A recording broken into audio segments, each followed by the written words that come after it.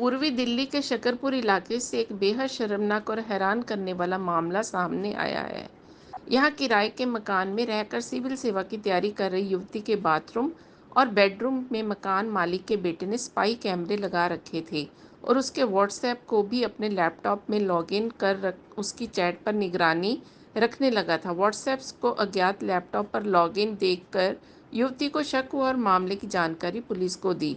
इस खुलासे के बाद आरोपी मकान मालिक के बेटे के खिलाफ मुकदमा दर्ज कर उसे गिरफ्तार कर लिया गया है।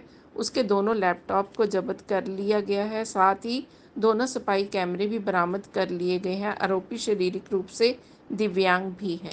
कल हमें एक लेडी की कंप्लेंट मिली थी कि वो शकरपुर में एक मकान में किराए पे रहती है और उनको अपने कमरे में एक स्पाई कैमरा मिला था। इमिडिएटली पुलिस जब मौके पर पहुंची और फैक्ट्स हमने वेरीफाई किए तो आईओ और उनके जो साथी थे उनको पता चला कि उस लेडी के कमरे में 2 जगह पे स्पाई कैमराज इंस्टॉल थे, एक बाथरूम में और एक बेडरूम में।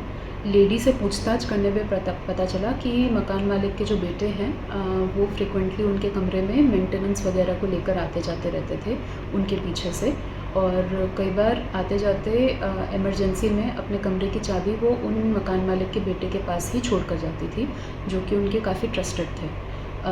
तो उनकी इन्फॉर्मेशन के बेसिस पे हमने मकान मालिक के बेटे करण को पकड़ा और उनको इंटरोगेट किया। इंटरोगेशन में करण ने कन्फेस किया कि जब ये लेडी 3 महीने पहले अपने घर गई थी उस टाइम पे मौके का फ़ायदा उठाकर करण ने 3 स्पाई कैमरास परचेज़ किए थे, जिसमें से 2 उन्होंने उस लेडी के अपार्टमेंट में इंस्टॉल कर दिए थे, एक बेडरूम में और एक बाथरूम में। और उस कैमरा के मेमोरी कार्ड को निकालने के लिए कई बार वो उस लेडी के कमरे में आते जाते रहते थे। लेडी के शक के आधार पर और करण के कन्फेशन के बेसिस पे हमने करण को अरेस्ट कर लिया और इस केस को वर्कआउट कर दिया।